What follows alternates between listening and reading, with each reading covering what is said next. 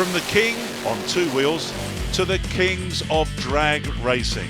This is Top Fuel Dragster. These are the 7,000 to 8,000 horsepower monsters. And this is one of the chief protagonists, Sweden's Micke Kägerad. It was really good. We was qualified number 1 yesterday, and today it was number 3. So I'm pleased with the 489. So it was good. 489. What does that mean? Does that mean that you are real fast, or are you close to be real fast? It's really close to be really fast, and no, it was a good run for us, and it was the fastest run we have ever done here in England. So I'm really pleased. And this is how the quarterfinals look.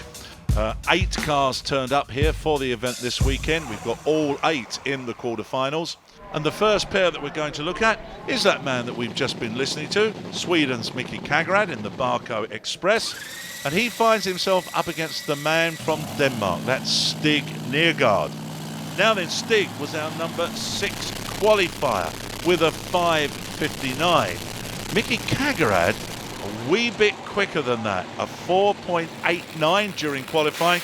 Technically, it should be Micke's, and he gets away first. But then there is a big flame and a bang out of Micke's car. The motor lets go, and it is Stig Nergård who takes the win, a 5.19 to a losing 6.38. Commiserations to Micke Kägerad. What has he got to do to win here? Right, next pair then. This time it's Holland against Great Britain. And the man getting out of the McDonald's dragster is Great Britain's John Webster. What a great shame for him. Up against previous champion Lex Joon from the Netherlands. Lexi was our number 1 qualifier here with a 483, but he certainly wasn't going to do that on that run. The tyres went up in smoke, and if John's car had held together, it's a fair bet he would have taken the win there. What a great shame. Let's hear from John Webster about what he thinks went wrong. What happened? It just cut out after the burnout. During the burnout, felt a little pop and the engine stopped, so not sure really. Weekend destroyed. Yeah, totally destroyed. Yeah, that was a shame because Lex just went up on smoke and we were sure we had our problem cured, but that's racing. It certainly is, and racing is what this massive crowd here at SantaPod have come to see. Maybe they've come to see this man as well. This is 3 times European champion Andy Carter, sponsored by Lucas Oils, and he was our number 4 qualifier here this weekend with a 4.91. Now, he finds himself up against this young lady, Linda Tonseth, who was our number 5 qualifier with a 5.32. She's part of the Runa field squad, and Runa always puts out some absolutely stunning cars, but can she do away with the 3 times European champion? It's a hell of a big ask. She tries hard, but Andy Carter takes the win, a 5.01 to a losing 5.83. But lots of smoke coming out of Andy's car. Smoke at the top in there. It's more than a puff now. There's a big puff now, yeah. Well, hopefully there won't be too much damage to prevent Andy coming out later. But we move on to our next pair, and both of these drivers are making their comeback into the world of Top Fuel racing. Risto Putiainen, the bad to the bone man from Finland, and against another lady from Finland this time, Anita Michaela. Now, Anita Michaela has had 2 children. Her husband has now taken up the cudgels to be her crew chief, but he has been racing the car in her absence. They're chicken farmers by profession, but my goodness me, they do so very, very well. They were the numbers 7 qualifier for Anita, 2 qualifier for Risto Putiainen, and away they go together. But problems for Anita. She's pedaling the car like mad to keep it going, but it is Risto Putiainen who takes the win with a 486 to a losing 5.10. And that sets up our semi-finals. The 2 previous champions coming up against one another.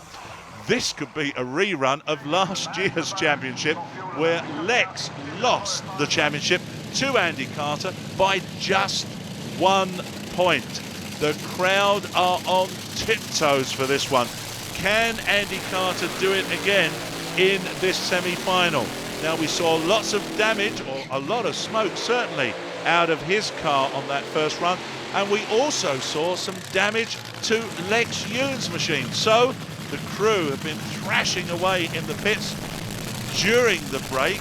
Have they managed to get the cars back together again, all back in order, all ready to run? The track is certainly very good. There's a lot of traction out there. All it needs is to get all that horsepower down onto the track, and they're away together. Lex was away first. Andy Carter takes it with a 4.80 to a losing 5.19.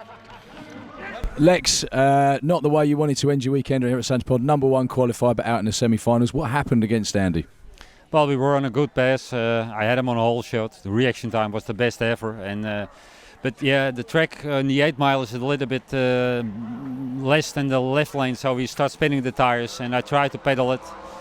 But we lost too many cylinders, so we just run out of power, and we lost it at 1,000 foot. Great shame for him. But it's really hot here at SantaPod. The drivers having to be kept cool in their cars, cool enough certainly to control these 300 miles per hour projectiles. It's Denmark against Finland. All eyes looking down the track, waiting for the thumbs up. And the crews will start getting ready. Off-board starters on these cars, they clip them on top of the supercharger belts, spin the engines over, put in either methanol or petrol to fire the cars up, and then that drags the nitromethane through from the nose of the car where the fuel tank is. Bad to the bone. This is Risto Putiainen, another one of those Runa Field cars, and Risto has been locked into the 4.8s here this weekend.